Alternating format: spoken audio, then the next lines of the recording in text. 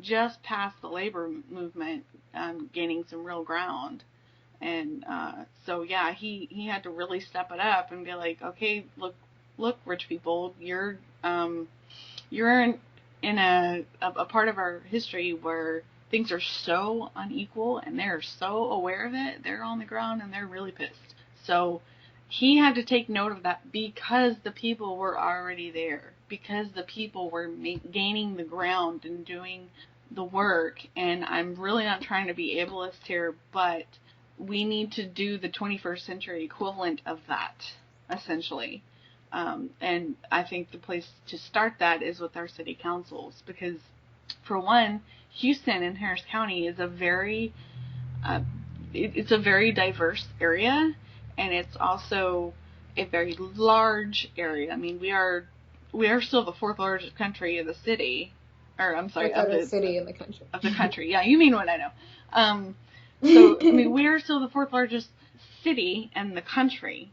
So, and we are in the second largest state. That's not something to shake a stick at. That's actually big. That's how we can help make a difference, as opposed to just being part of the problem. And, I mean, I'm not saying, like, stage a coup or anything. I'm just saying, be aware of what your city council is doing, because they are your city's legislative body. They make the rules for your city. They give the rules that cops are supposed to be enforcing, whether they do that correctly or not. They are your representation where you live, basically. That's crucial. Yeah, I think it's really important to get involved on the local level. And well, let me say this. I understand why it's important to get involved on the local level, because that's where you actually can see, your vote mattering, and you can see changes based on what you and those around you, your neighbors, want to happen. But I will say this as far as voter turnout and apathy, and it's kind of, I guess, playing devil's advocate. I understand why people are opting out, because a lot of times, especially in that we're looking at a lot of the Black Lives Matter movement, the police killings of unarmed people, and they're not just killing Black people, disproportionately, yes, and we are fighting that, tooth and nail. But there was also a young man, Zachary Hammond, I believe it was. He's a 19-year-old white man, teenager, 19, killed in, oh gosh, I forgot the state. I think it was Tennessee, but I could be totally off on that, about a month ago.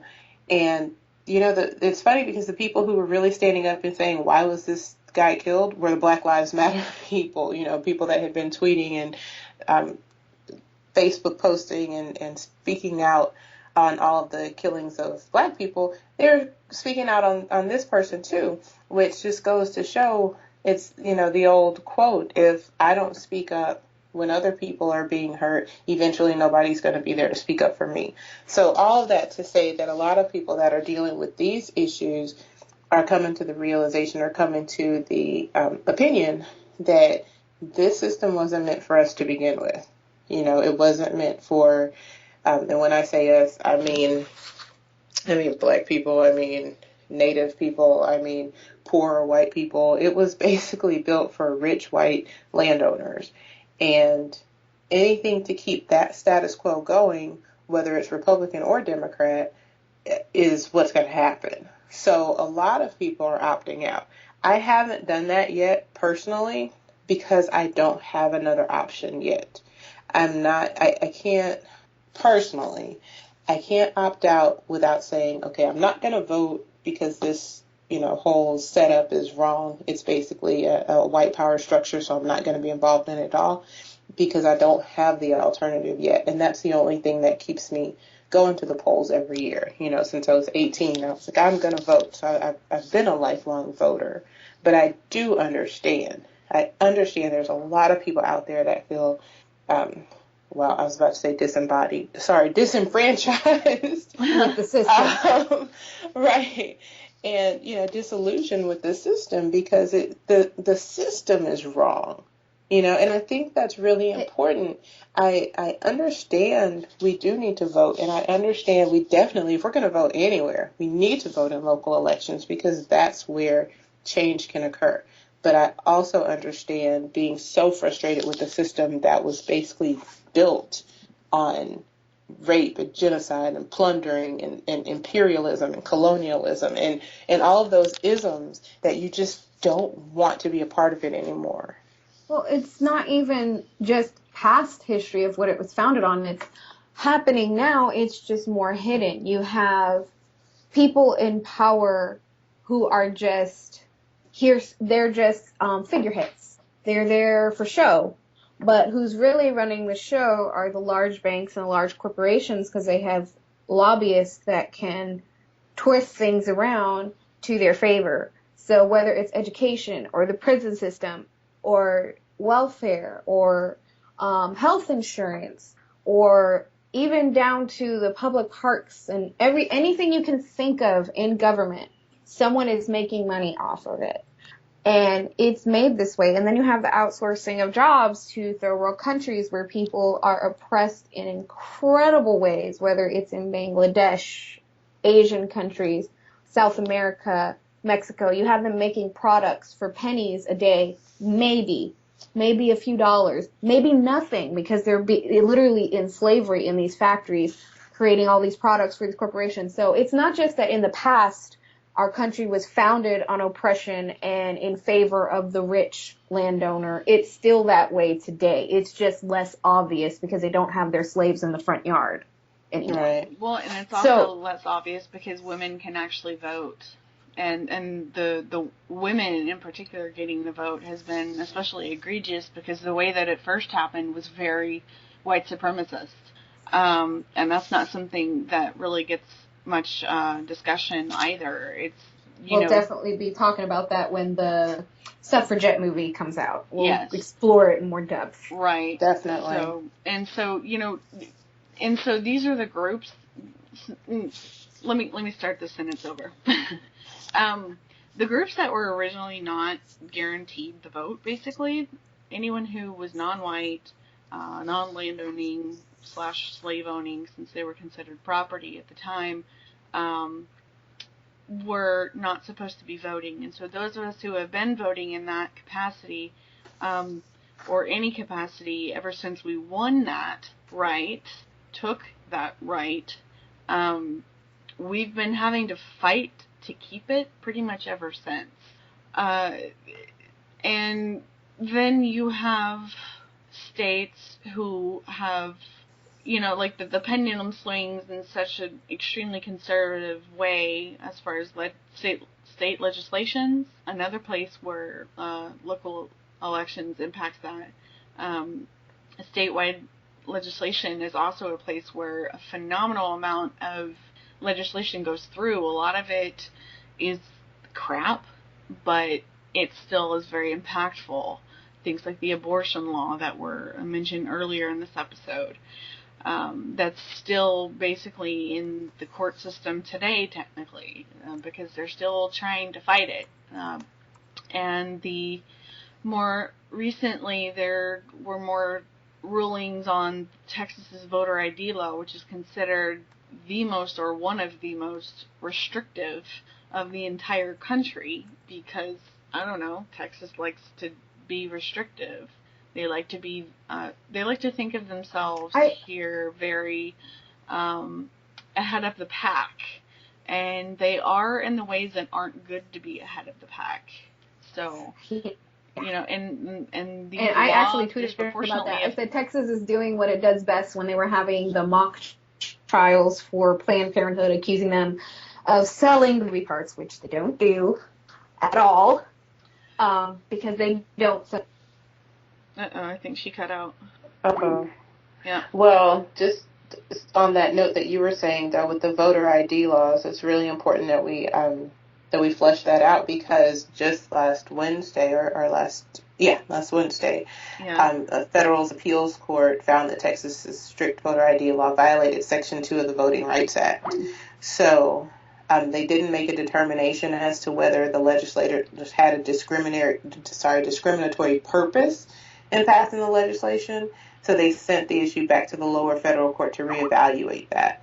So they did find that it would have a discriminatory impact, which violated the Voting Rights Act. So Right. basically it has to go back to it has to go back to the lower court, not because they're still trying to decide if it was discrimination or not, but because they're trying to decide if the purpose of it was discrimination. But either way it goes, if the purpose was or not, the appeals court did find that it violated Section 2 of the Voting Rights Act, which is good. That's a very, very good thing. So it's going to have to, they're going to have to fix it. Right, yeah, exactly, which is exactly what I was going to say. Pretty much. Yeah, before we lost Amanda. I think we got her back, though. Welcome back. Yay. And I don't know if we were just discussing how the Fifth Court ruled that the voter ID law was discriminatory in regards to the Voting Rights Act. Uh-oh. Okay, looks like we have some technical difficulties today. I apologize, everyone. Deanna, are you still there? Yep, I'm here. Okay. Sometimes the internet just works against you, right, when you don't need it to. So it's still working to get her back, so we'll just continue. Let's see. So we were discussing the voter ID law.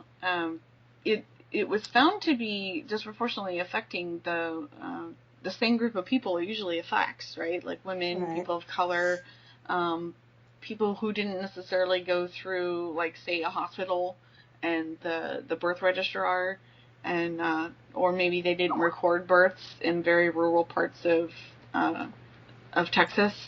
Texas is so big, we still have very rural places where lots of home births happen, and not everyone necessarily gets a birth certificate unless you petition for one. Mm-hmm. So that's my understanding of the people that were largely being affected by this, and even representatives, both current and former, have been affected by this. Like at one point, Wendy Davis was almost not allowed to vote. I think it was, I forget his name. He had an article recently. Was it? I can't remember his name, but I'm sure I can find it. I had it somewhere. I thought I had it written down. I apologize. But he's a former representative who was commenting that he was going to be able to procure the documentation he needed to comply with the law, but it would be, some time, and he's worried about how, other people might be affected by that. Right. So, and like you said, I'm not sure if this was Wendy Davis's particular problem, but women who had been married or divorced, they would have problems voting a lot of the times. Like you said, people who didn't have all of their documentation because of fires, and just all kinds of different things where, if you have a voter registration card or if you're on the rolls, then let the people vote. And the thing about voter ID restrictions in general, to me, that I find hilariously sick, is we were just talking about voter apathy and voter turnout. We're literally begging people to go vote. So why would you think that there's all this fraud? Study after study has shown that voter fraud is so minuscule. It's like all of these states taking taxpayer money to, drug test welfare recipients and finding one person out of 200,000 was on marijuana. It's that ridiculous. It's like you're putting these laws into place and you're saying voter fraud is a huge issue when it's not. It's a bold, flat-out lie. And we're getting to the point now where politicians are just saying whatever. And, Fox News even, what did they say? They didn't have to report the real news because they're entertainment or something like that. Right. And people are just eating it up. This stuff isn't even true. But we're wasting all of this time and all of this money on these laws for fake problems. We right. do have a problem of, police brutality. We do have a problem of health care. We do have a problem with education. Why can't that money go there instead of these, ridiculous kind of, we're just going to say this is a problem and we're going to go after it. Mm-hmm. Because it's creating an enemy, basically. It's creating a boogeyman to say, oh, well, our country is like this because there's voter fraud. No, right. Yeah, and I so did not mean to cut you off. I apologize. No, you're fine. It's just that this is something that's really near and dear to me, because I hear all the time, every election, oh, is it time to, vote again? Yeah, I'm not even going to bother. And I mean, I even know people that proudly say that I haven't voted since 90 something, and it's a real problem, because it's a combination of feeling like you don't have the representatives that motivate you to vote in the first place, and in this, like, simultaneously, you're having difficulty getting registered to vote, because that's also a huge issue here in the state of Texas as well, because we can't just, even though when we go online for DPS regarding our driver's license, it says, hey, do you want to register to vote? And you click yes. That doesn't do diddly squat at all. You still have to send in the paper form in the mail, and then there's no guarantee that you're registered unless you actually know to check online to make sure that your registration was up to date or actually went through at all. For people who are moving to different parts of the city, different parts of the state, different parts of the country, in and out of Texas, when you click that box, it does not register you to vote. So if you are wanting to vote, you need to make sure that that is actually happening, because otherwise you don't know where you're registered, and you're not going to get the card. And even the card is ridiculous in many cases, because now, in addition to having a registration card, a lot of people are still saying you need the ID, right, as part of this law. Right. So right. You have to have the ID, and that's the thing. In the November's midterm elections, it was estimated that more than 600,000 Texans lacked a valid form of government-issued photo ID. Now, this is interesting, too. What they considered government-issued photo ID is driver's license, state-issued ID card. Texas concealed handgun license, but not college ID. So you can have a gun license, but being a college student, that's not good enough. Yeah. Really interesting. Right. You're only issued a student ID when you're a registered enrolled student. Right. You actually have to be fully admitted before they will even consider giving you a student ID. And it is, unless it's a private school, it's issued by a government-paid entity, like a state university. Exactly. Which requires ID to obtain it, and most of them have photos on them now. I've been out of college almost 10 years, and they had photo ID for the student ID then, as an actual, just as valid as a credit card with a photo, and people have used a credit card with a photo as valid photo ID. Right. I went to college 20 years ago. My freshman year was actually 20 years ago, and we had photo IDs. So, yeah, that's nothing new. And an interesting kind of quick little tangent on that is the reason that's so important is because students at Prairie View A&M, which is in Waller County, and you'll remember that county because that's the same county that Sandra Bland was killed in, or passed away in. I say killed, but it's the same county, and she was actually going for, she had gone to Prairie View University, and she was going back there to teach, or not to teach, sorry, but to get a job there.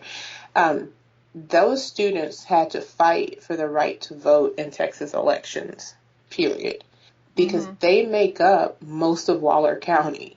I mean, Waller County is pretty much Prairie View and a couple other people who just live there, So it is important that college students are able to vote, because it matters. It matters when a whole, student body can't vote, and then you have police officers that are patrolling you and your friends and your classmates and your teachers and your administrators who you didn't vote for, or you didn't put the leaders in place to bring in people to have the proper training, or to make sure they aren't bringing in, people with ill intent.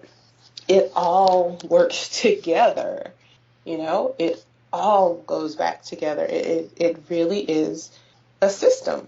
Right, and there are a lot of college towns similar to the one where PV is. That's Hempstead, right? Mm-hmm. So, like, where I went to school for my undergraduate degree is in Huntsville, Texas.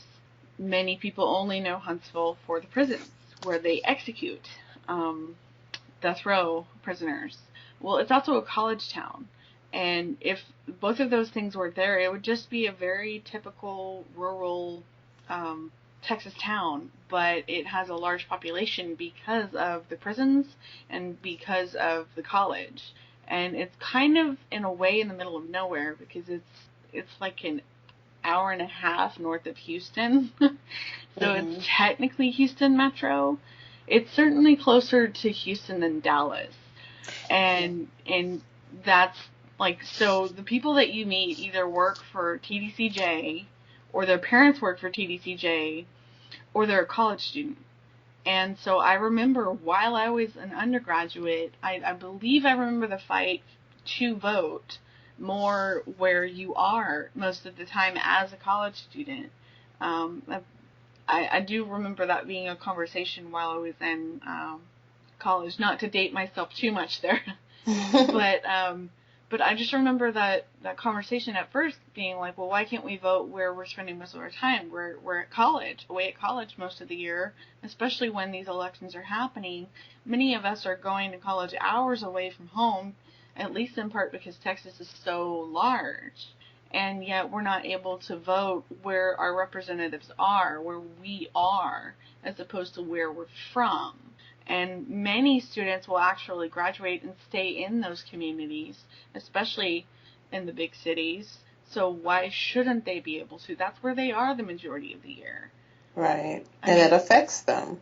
Right, exactly. That would be like saying that a non-traditional student going to community college in their community where they live and work not being able to vote. That's ridiculous. If you're voting age and you're registered, you should be able to vote. Right. Yep. So, and then there's also this contention that, oh, well, I live in Texas, so my vote for anybody is a throwaway because it's automatically a red state. Well, that's almost the whole topic into itself, I suppose, because of all the gerrymandering that's gone on. Maybe we'll get that third-party reviewer to help us with that like they did in Arizona. Maybe we should get that going somehow. And you know, I really share in a bit of that apathy because I'm fairly young myself. I'm only 31. I feel like progressives are very underthought of here because it's just expected that we're a red state, but it's the districting. That's the only reason. And we've proven that as a state, our electoral votes will go towards a Democratic president because we've done it multiple times. And a large part of that has been because Harris County has gone that way of the vote towards a Democratic president. So we have proven that we can do it. We have proven, even though we're technically a blueberry in the middle of a bunch of strawberries, to use Governor Perry's phrase, it can be done, even without fixing the gerrymandering districts. It just makes it harder and less representative. And also this idea that having a third party only takes votes away from the other party. The two-party system couldn't be more broken. So, you know, there's also that conversation as well. But you don't tend to have a lot of those issues in local elections. What you tend to have more of is not more than one person running for a particular position. Not having the campaign hit the radios as often as in between years and presidential years. So governor and president years get way more publication than the years that actually impact us more directly and most importantly. And so it's just this strange mix of when you finally get people wanting to vote, then they pass this ID law, and we're like, oh, really? And we've been fighting that in the courts for like it's years now, because we're trying to show that that's just not fair. How I mean the voter fraud they're claiming to be fixing really doesn't exist. Right. And it's not worth taking away that right to vote, which is a constitutional right, just as much as the Second Amendment, thank you. And yet, you know, there's this huge discrepancy with, oh, you know, well, why don't you have an ID? Why don't you have an ID? What kind of a citizen are you if you don't have an ID? Yeah, it's sad. And just to go back to what you're saying about we've had Democratic governors. So it looks like we need to go ahead and end the discussion here, unfortunately. I know we could go on and on with this topic. Thank you all for listening, and please look for another episode of Freethinking Femmes in 2 weeks, which should be uploaded and ready for listening by August 24th on the YouTube channel at www.youtube.com/freethinkingfemmes. As usual, we will include links to the articles in the episode description for those that want to read ahead or read them in full.